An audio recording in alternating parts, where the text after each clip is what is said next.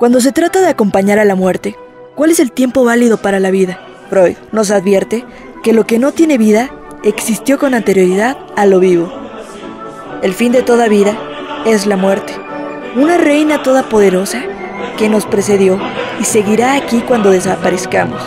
Nos anunció antes de ser, nos recordará después de haber sido, o más bien, la nada que nos precedió y que nos seguirá. Solo se vuelve consciente en tanto naturaleza, no en tanto nada, gracias a nuestro paso por la vida.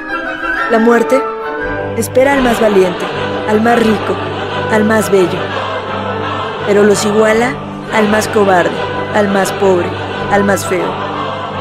No en el simple hecho de morir, ni siquiera en la conciencia de la muerte, sino en la ignorancia de la muerte. Sabemos que un día vendrá, pero nunca sabemos lo que es.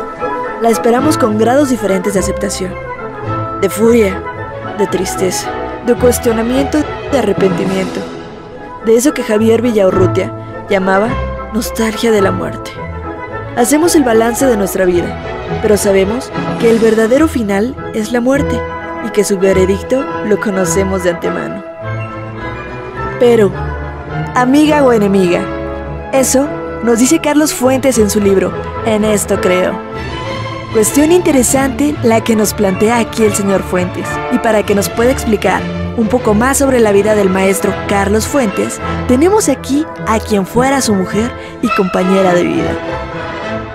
Carlos Fuentes siempre fue un escritor muy viajado, claro, lo digo por sus buenas historias de ficción, que muy alejadas de la realidad no estaban, y desde luego, gracias al carácter de viajero, nombrado por muchos el mexicano universal, conocedor de muchas literaturas y lenguas, que vivió comprometido con todos los grandes problemas políticos y culturales de su tiempo.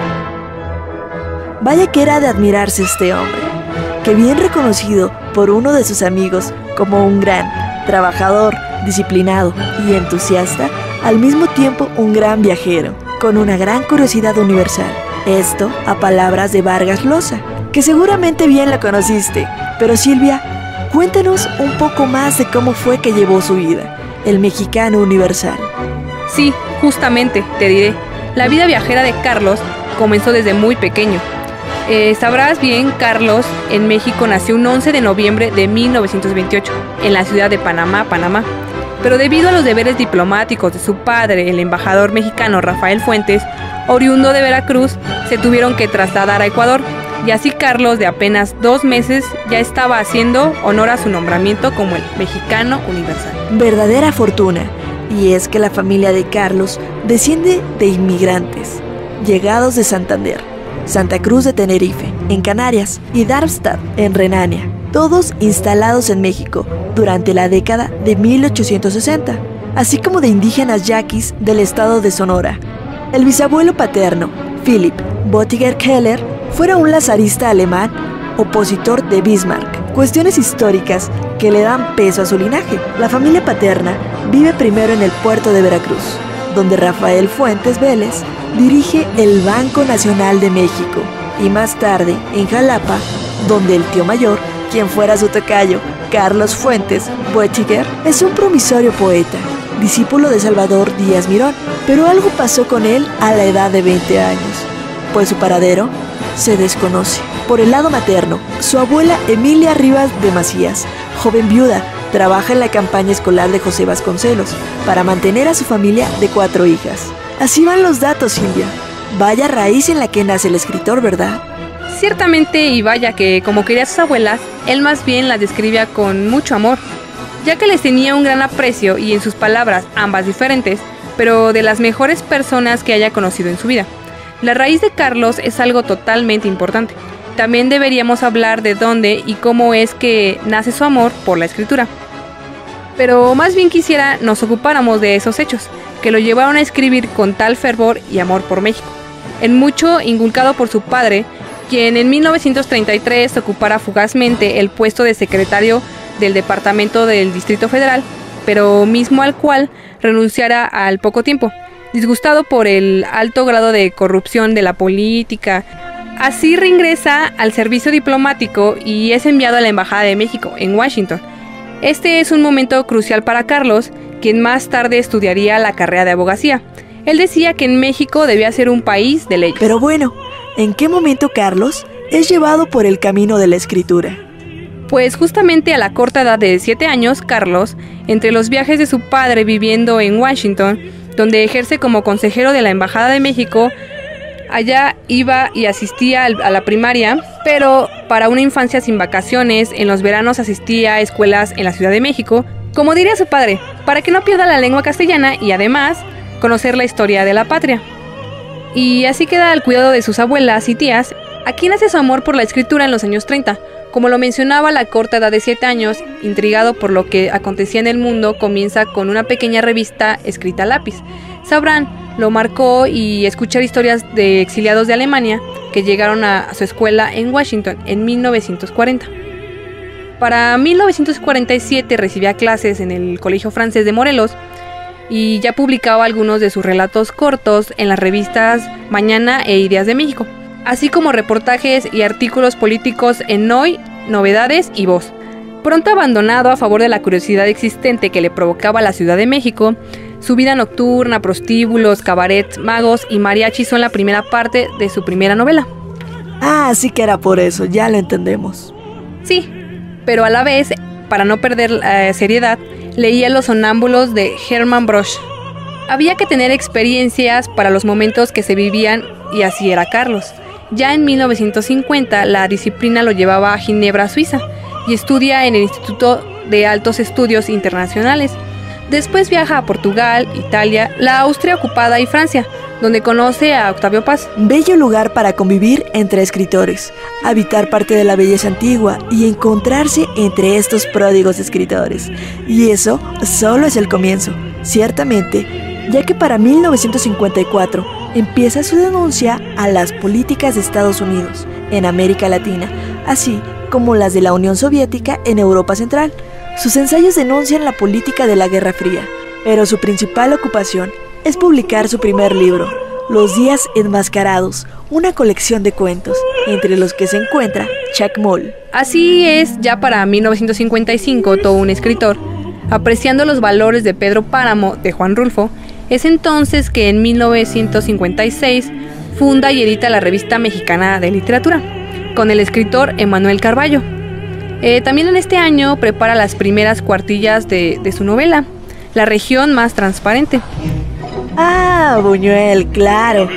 Es gracias a este que conoce a Rita Macedo, su primera esposa, con quien tuvo una hermosa niña en 1962, Cecilia Fuentes Macedo, o La Fuentecita, como la llamó el cineasta. Pero no es motivo de celos, ¿verdad, Silvia? No, para nada. Yo admiro su trabajo, aunque solo haya podido filmar una escena, El ángel exterminador. Es una historia un poco difícil, me refiero al matrimonio que tuvo con Carlos. ¿Y yo qué puedo decir? Él continuaba escribiendo y publicando a un ritmo impresionante, mientras ella cuidaba a los hijos y deseaba continuar con sus proyectos como actriz, por lo que en 1969 se divorcian después de que Fuentes cambiara su residencia a Europa, porque es allá en donde le gustaba escribir. Sí, tal vez en México se inspiraba, pero no lo creía en un lugar en el que se acomodara, pues para escribir. En México las fiestas y demás reuniones siempre estaban a la orden del día. ¡Qué bárbaro! Y aquí es donde entras tú, ¿cierto? Ya a principios de 1970 se conocen y el amor parece que simplemente surge, ya que para 1972 se casan y al año conciben a su primer hijo, Carlos. Sí, 2 años más tarde nace Natasha en Washington y en 1974, año en el que termina de escribir Terra Nostra. Terra Nostra es, en cierto modo, la historia alternativa de una civilización, la nuestra, la de los pueblos que hablamos español. Pienso que soy varias personas mentalmente, luego soy varias personas físicamente. Me enamoro de un sueño. Hermosas y reconocidas palabras que enmarcarán el nacimiento de sus vidas. Sí, y difíciles, pues para 1999 Carlos, nuestro hijo mayor, falleció de un infarto pulmonar a la corta edad de 25 años. Fue difícil, ya que había sufrido demasiado y otros males a raíz de su padecimiento de la hemofilia. Y no solo fue eso, en verdad fue una década un tanto trágica para la familia Fuentes.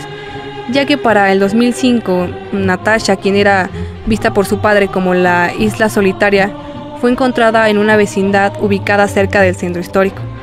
Ya sin vida, apenas tenía 30 años. Carlos la describió como una isla solitaria, a quien le gustaba inventarse y reinventarse una y otra vez. Suceso meramente difícil, de los que no se ha dejado el matrimonio Fuentes. Así es, por eso yo me he dedicado a dar a conocer el trabajo que hizo mi hijo Carlos. La fuerza de mi esposo era realmente asombrosa y ya en 2008 decide publicar La voluntad y la fortuna, exorcizando así sus fantasmas, por lo que escribe un libro tras otro. Así llega En esto creo y todas las familias felices. Grande la obra del maestro Carlos Fuentes, que en ese mismo año obtiene el Premio Internacional Don Quijote de la Mancha, por su destacada trayectoria individual de mano de los reyes españoles Sofía y Juan Carlos. Galardones y honoris causa no le faltaron.